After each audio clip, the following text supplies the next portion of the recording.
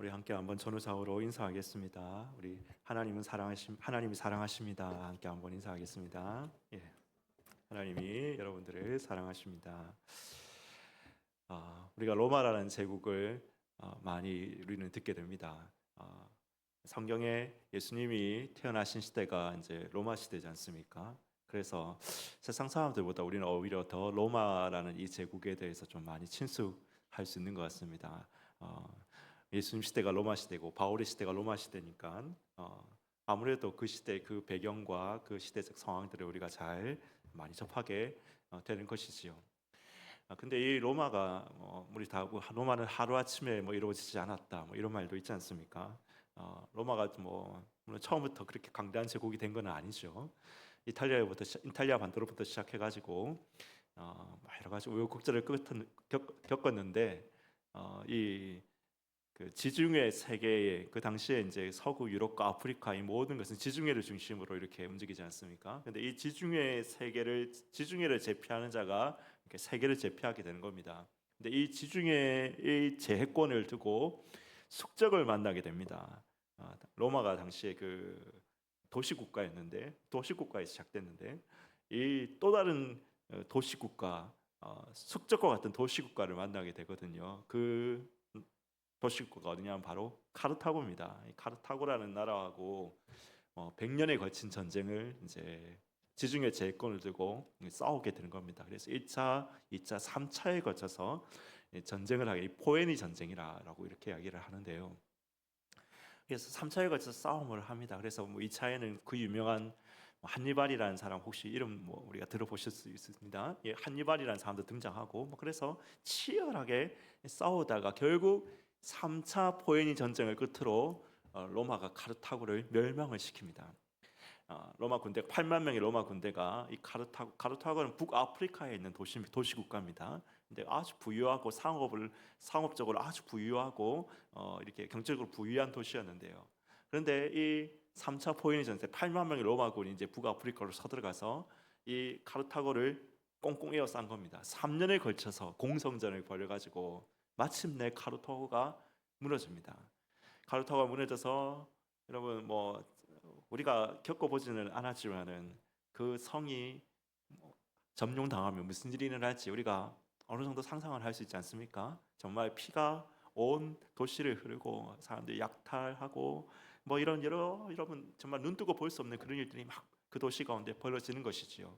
그래서 카르타고가 당시 25만 명의 주민이 살고 있었는데 다 죽임당하고 5만 명은 노예로 이제 마지막으로 끌려가는 것으로 카르타고가 이 끝나거든요. 지도에 사라져 버리거든요. 그런데 이 3차 포에니 전쟁에서 이 카르타고를 멸망시켰던 장군이 스키피오라는 장군입니다. 스키피오는 데스피키오가 있고 소스피키오가 있는데 이 카르타고를 멸망시킨 사람은 소스피키오입니다. 이 스피키오가 카르타고가 멸망하는 것을 이제 자기가 멸망시켜 놓고 사람들이 막 마지막 이제 이렇게 막 사람들 약탈하고 죽이고 막 그렇게 하는 장면들을 보면서 자기는 저 언덕 위에 올라와 가지고 그 승리를 이끈 장군인데 로마의 장군인데 그 광경을 보면서 막 하염없이 운 것입니다. 눈물을 막 흘린 겁니다. 예. 막 눈물을 흘렸습니다. 옆에서 그래서 부관이 물어봤습니다. 장군님, 우리가 승리했는데 왜 울고 계십니까? 라고 이렇게 물어봤습니다. 스키피오에게. 그러니까 스키피오가 이렇게 이야기를 했다는 전설과 같은 얘기가 전해집니다. 지금까지 스키피오가 뭐라고 했느냐? 내가 언젠가는 우리 로마도 저렇게 멸망하게 될 것인데 영원한 제국은 없이 언젠가는 우리 로마도 저렇게 멸망하게 될 것인데 우리의 자손들이 당할 그 생각을 하니까 내가 지금 눈물이 난다라고 이렇게 이야기를 했다고 합니다. 언젠가는 우리도 멸망할 것이다. 여러분 실제로 로마 제국도 결국에는 멸망했죠. 그로부터 한 600년 지난 후에 서로마 제국은 여러분 그죠 동고트 쪽에 의해서 로마가 약탈당하고 똑같은 일을 당합니다. 똑같은 일을 당해서 약탈당하고 막 죽임당하고 여러 뭐 이런 뭐 능욕을 당하고 이렇게 하면서 결국 로마가 서로마 제국이 멸망합니다. 동로마 제국은 좀 더 오래 갔죠. 로마가 나중에 절반으로 딱 나눠 서로마 동로마 나눠지지 않습니까? 근데 동로마 제국은 1600년 정도 후에 이슬람이 침입해가지고 비잔틴 제국의 수도 콘스탄티노플이 결국 똑같은 일을 당합니다. 그렇게 해서 멸망당하고 맙니다. 여러분, 영원한 제국은 없는 것이죠. 결국 멸망당했습니다. 오늘 이스라엘을 멸망시켰던 바벨론, 오늘 말씀에 이 바벨론도 결국 멸망하게 될 것이다 라고 하나님께서 예레미야를 통해서 예언하고 계십니다. 여러분, 바벨론은 어디에 의해서 멸망당할까요? 페르시아에 의해서 멸망당합니다. 페르시아에서 멸망당하고, 오늘 41절 말씀을 보니까 보라, 한 민족이 북쪽에서 큰 나라 여러 왕들의 충돌을 받아 땅 끝에 쓰러난다라는 말씀이 있는데, 실제로 이 페르시아라는 나라에 의해서 바벨론이 멸망을 당하게 됩니다. 자, 그럼 페르시아는 영원했을까요? 페르시아도 결국 몇백 년 못 가서 멸망당하죠. 알렉산더에 의해서 헬레니즘 제국에 의해서 멸망을 당합니다. 헬레니즘 제국은 영원했을까요? 아니죠. 헬레니즘 제국은 또 로마에 의해서 이렇게 멸망을 당하게 됩니다. 여러분, 우리가 보기에 세상의 나라들이 강대하고 정말로 이 권세들이 강대하고 찬란하고 무너지지 않을 것처럼 그렇게 보이지만은 영원한 권력은 없습니다. 세상 나라 중에 영원한 나라는 없습니다.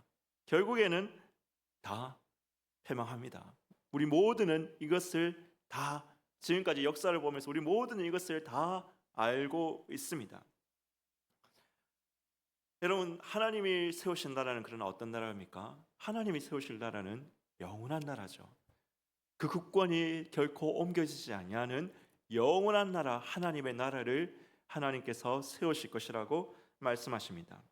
하나님 나라, 영원한 하나님 나라에 비하면은 일상의 제국과 일상의 나라들은 잠시의 찰나에 불과하죠. 아무리 그 나라가 강성하고 아무리 그 나라가 오래 간다 할지라도 한 찰나이고, 그 제국이 아무리 많은 지역을 통치한다 할지라도 하나님의 나라는, 여러분, 영역이 어디입니까? 하나님의 나라의 영역은 온 만물이지 않습니까? 온 만물. 여러분, 우리 만물이라는 게 참 우리가 좀 이렇게 실감하기 어려운 이 공간의 영역인데, 만물이라는 게, 그렇죠? 이 만물이라는 것은 지구만을 이야기하는 게 아니죠. 이 우주 전체가 다 만물입니다. 이 우주, 물질적인 우주뿐만 아닙니다. 하늘의 영적 세계, 이까지 다 만물입니다. 그러니까 하나님께서 세우실 하나님의 나라는 온 만물을 통치하시는 나라, 온 만물이 그 발 아래 복종하시는 나라라는 것은 이 지구만에 한정된 이야기가 아니라는 것이죠. 이 우주를 넘어서 이 온 하늘의 영적 세계까지를 다 포함하는 이 영육간의 그 나라가 다 하나님의 나라, 하나님의 나라의 통치의 영역이란 겁니다. 여러분, 거기에 비하면 아무리 큰 나라라도 점이라는 거죠. 점. 아무리 오래된 제국이라 할지라도 영원한 나라, 영원이라는 시간에 비하면 그것은 찰나에 불과하다는 것입니다. 여러분, 그것이 바로 하나님의 나라입니다. 여러분, 우리는 천년 제국이 좀 천년 동안 가는 제국을 보면 정말 그 제국은 정말 영원한 것 같아, 이런 생각할 때가 있습니다. 또 한반도의 수십 배에 달하는 그런 거대한 제국을 보면 정말 대단한 것처럼 보이고 그게 실제처럼 보일 때가 있습니다. 그게 현실이다. 저게 진짜 실제지. 저것이 정말 현실이지, 현실이지. 그러나 여러분, 무한하신 하나님, 영원하신 하나님의 공간과 시간에 비하면 그것은 찰나에 불과하다는 것입니다. 찰나에 불과합니다. 그래서 저는 사실 이렇게 중학교 때까지 조금 이제 부산의 송도에서 살았는데, 지금은 요즘은 하늘 봐도 별이 잘 안 보이잖아요, 그죠? 광해라고 합니까? 빛의 너무 우리 대한민국이 밝으니까 하늘에 별이 잘 안 보여요. 근데 제가 어렸을 때만 해도 하늘을 보면 별이 많이 보였어요. 별을 보면은 뭐 은하수는 진짜 날씨 좋은 날 희미하게 보일 정도지만은, 여하튼 지금보다는 정말 별이 쏟아지처럼 그렇게 제가 어렸을 때는 많이 보였습니다. 저는 참 이렇게 별 보는 걸 좋아했는데, 별 보면서 무슨 생각을 하느냐? 하나님, 저 많은 저것들 다 하나님께서 우리에게 다스리라고 선물로 주실 겁니까? 저는 그런 생각을 했어요. 진짜 하늘 바라보면서, 하나님, 저 모든 것들을 다 우리 인간들에게, 하나님의 백성들에게 다 우리에게 주실 겁니까? 진짜로 제가 저것들을 다 저것들 저 만물들을 다 통치하게 될 것입니까? 하나님 그러려고 저것들을 다 만드셨습니까? 그럼 제가 그걸 보면서 이 세상에 우리가 지금 존재하고 있는 양식, 우리가 살아가는 양식이 이게 다가 아니다. 우리는 우리 눈앞에 있는 게 이 우주의 실제라고 생각하죠. 우리가 눈앞에 살아가는 이 삶의 방식, 여러분 눈앞에 보이는 이것이 정말로 이 우주의 실제라고 생각하죠. 그러나 여러분 시간적으로 보나 공간적으로 보나 이것은 점이요 찰나에 불과하다라는 것입니다. 영원하신 하나님, 무한하신 하나님께 주시는 결론적인 진리가 뭡니까? 결론적인 진리. 오늘 말씀이 이야기하는 결론적인 진리가 무엇입니까? 세상 나라들은 내가 잠시 하나님의 그 구원 역사에, 하나님께서 잠시 하나님의 구원 역사에 쓸 수는 있지만은 결국 자신의 죄에 따라서 심판받게 될 것이라는 것이죠. 바빌론에게 그렇게 지금 예언하고 계시는 것이죠. 결국은 자신의 죄에 따라서 심판받게 될 것이다. 하나님의 백성을 괴롭힌 자들은 반드시 그 죄값을 치르게 될 것이다. 그래서 이 하나님의 심판이 반드시 이 바빌론에게 임하고, 여러분 이들은 반드시 그 죄값을 받게 되고 결국 하나님의 영광, 하나님의 구원, 하나님의 영광만이 온 세상에 가득하게 될 것이다. 여러분 이것이 무한하신 하나님, 영원하신 하나님이 주시는 말씀의 결론적인 진리입니다. 우리는 이것을 다 알고 있습니다. 이것을 다 알고 있습니다. 말씀으로 보나 우리가 역사를 보나 이것은 우리는 다 체득하고 알고 있습니다. 그러나 여러분 이것이 우리는 머릿속으로는 알고 있지만은 나의 삶 속에서 실제적으로 막 체감이 안 되는 경우가 많이 있죠. 나의 시간에서, 하나님의 시간에서는 그렇게 찰나의 점이지만은 나의 시간에서는 이 세상의 권력은 강해 보입니다. 나의 인생의 시간에서는 여전히 악은 심판받지 않고 활개치는 것 같습니다. 하나님의 백성을 괴롭히는 자들이 여전히 승승장구하고 있는 것 같습니다. 오늘 하나님은 바벨론의 멸망을 예언하고 있지만은, 그러나 나의 시대에는 그것을 볼 수 없고, 나의 시대는 여전히 민족들을 약탈하고 짓밟는 바벨론의 득세를 볼 수 있을 뿐입니다. 예레미야가 그것을 예언했지만은 바벨론이 멸망한 것은 그 이후 오랜 후입니다.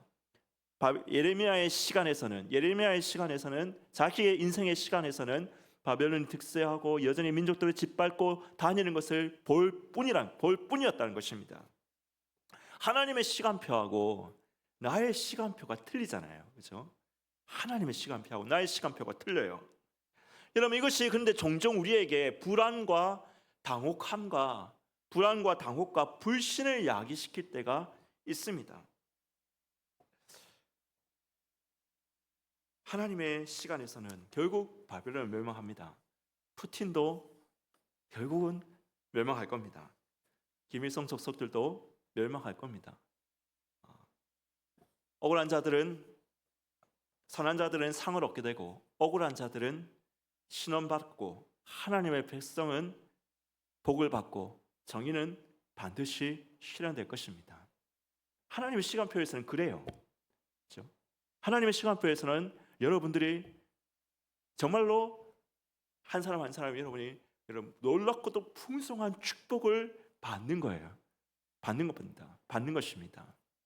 그런데 나의 시간에서는 여전히 바벨론이 이스라엘을 짓밟고 있고 푸틴이 승승장구하고 있고 김정은은 3대 세습을 넘어서 4대 세습을 향해 4대 세습을 시도하고 있고 당하는 자들은 여전히 고통 속에서 생을 마감하고 있는 것 같아 보일 때가 있습니다.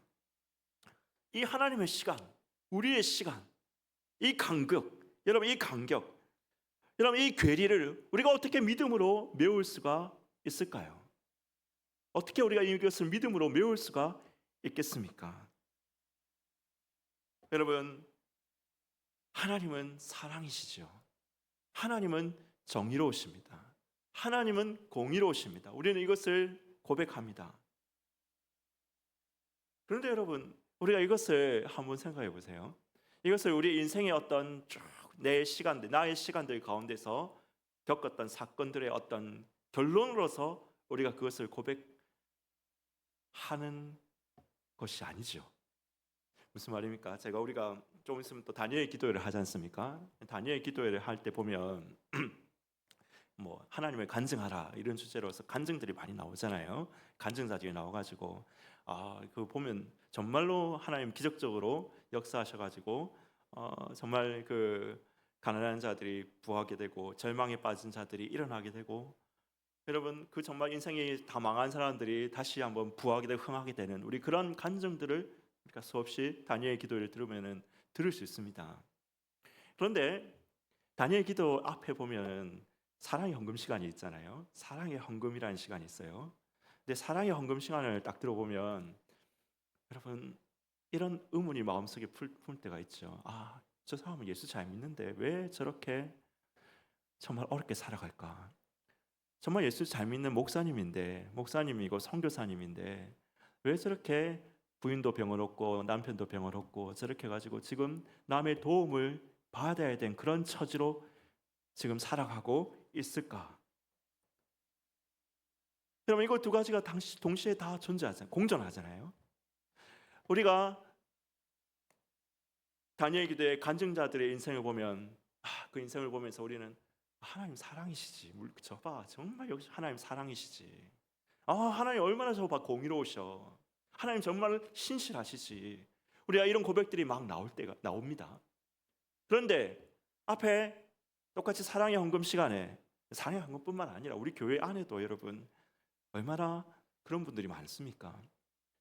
그 고통당하는 사람들을 보면 저 사람이 뭐 잘못한 게 아닌 것 같은데 예수님 잘 믿는데 가족을 잃고 여러 가지 어려움 당하고 있는 사람들을 보면 정말 하나님 사랑이실까?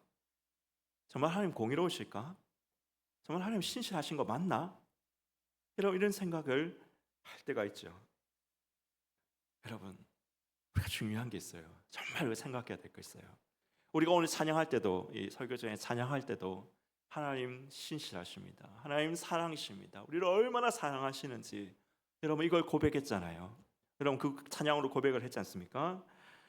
여러분들 근데 이 고백 우리가 이렇게 고백하는 것은 여러분의 인생의 사건들 속에서 벌어진 그 모든 경험들, 그렇죠? 그 경험들을 총합해서 경험에서 여러분 경험을 전해서 일반적으로 도출하는 거 기납법이라고 하잖아요. 기납적으로 도출해낸 결론이 아니라는 거예요. 그거는 우리가 하나님의 사랑이시라는 것은 물론 그런 인생들도 있어요. 그런 인생들도 있습니다. 그런데 그렇지 못한 인생들도 있습니다. 그렇지 못한 인생들도 있어요. 예수님 잘 믿었는데 잘 믿고 복음 전하러 선교하러 갔는데 부모들이 다 죽은 경우가 있어요. 그래가지고 자녀들이 나 이제 더 이상 예수님 안 믿겠다 해가지고 신앙 버린 사람들도 있단 말이에요. 여러분 우리의 인생에 일어난 사건들의 기납적 결론으로 우리가 하나님이 사랑이시고 정의로우시다는 게 도달한 것이 아닙니다. 그러면 뭡니까? 우리가 맹목적으로 믿는 겁니까? 이걸 맹목적으로 하나님 사랑이시다, 하나님 정의로우시다 이렇게 정해놓고 맹목적으로 그냥 믿더라. 뭐 어쨌든지 간에 네 삶이 어쨌든 간에 그거 믿으라. 맹목적으로 믿는 겁니까?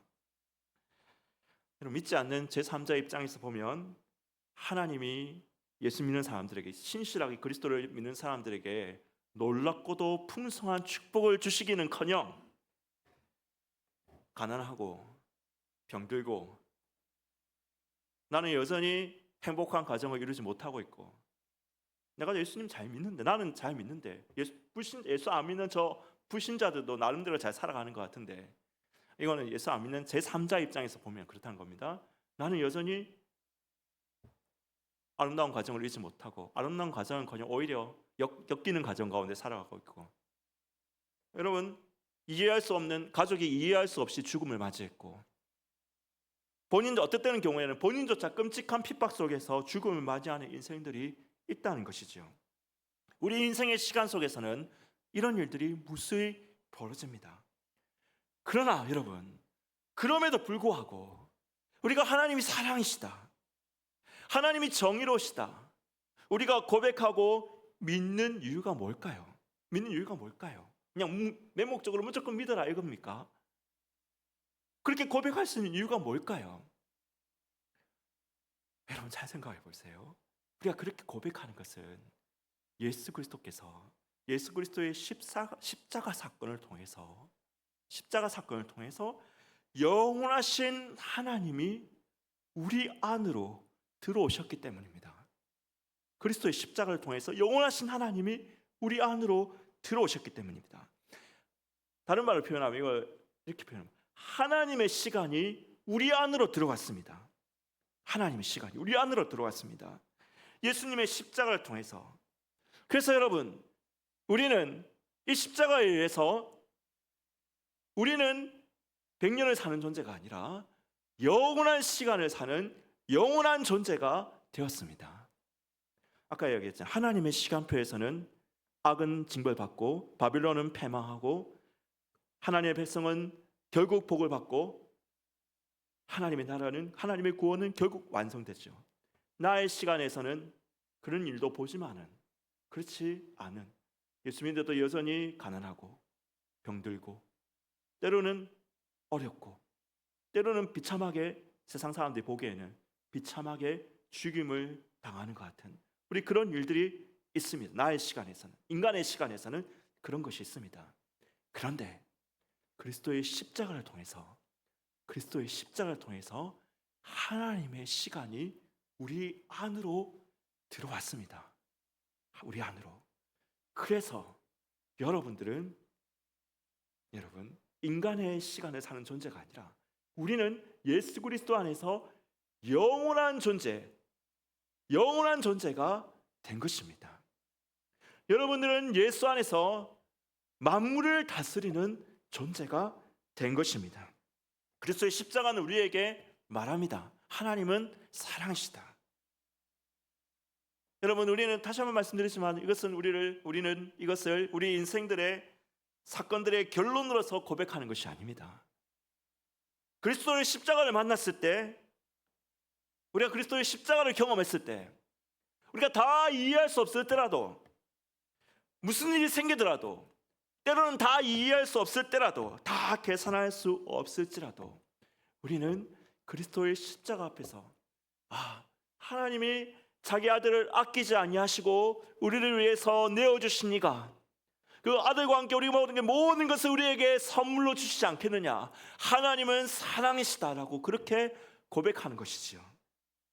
여러분, 그리스도의 십자가는 우리에게 말합니다. 하나님 정의로우시다라고 말합니다. 근데 여러분, 이 하나님의 정의로우심이 우리가 우리 주위의 사람들을 보면서, 나를 보고 우리 주위의 사람들을 보면서 저 사람은 정말 신실하게 사니까 복을 누리고 흘들어 넘치도록 받고, 저 악한 사람은 결국 패망하는 것을 보라. 하나님은 역시 정의로우시고 공의로우시다. 여러분, 우리가 이렇게 고백하는 것이 아니라는 것이죠. 그리스도의 십자가를 만났을 때 우리는 결국 악은 심판받을 것이고, 바벨론도 심판받을 것이고, 김일성도 심판받을 것이고, 김정은도 심판받을 것이고, 모든 악인들은 심판받을 것이고, 나도 그 심판을 피할 수 없을 것입니다. 그러나 하나님은 아들의 대속을 통해서 그 핏값으로 우리의 죄값을 치르셨습니다. 하나님은 정의로우십니다. 여러분, 우리는 그렇게 고백하게 되는 것입니다.